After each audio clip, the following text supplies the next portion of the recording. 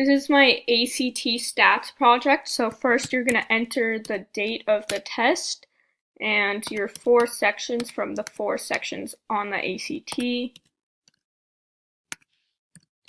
All right. And it finds the average. So it'll tell me what my ACT score is and it converts it to on the SAT scale, and we can make a new test date. Enter the 4 scores, 34, 26, 35, 31. All right. Next, we're going to modify it. 2-28, enter.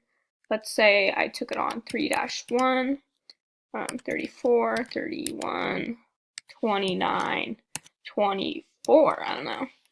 All right. Now let's search for, we're going to search for the test on 1-14, and it'll tell me here that I got a 32 on 114.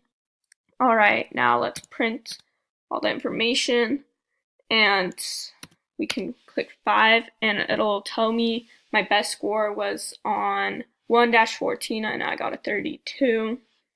And lastly, if you press Q, it quits the program. And here is all of my code.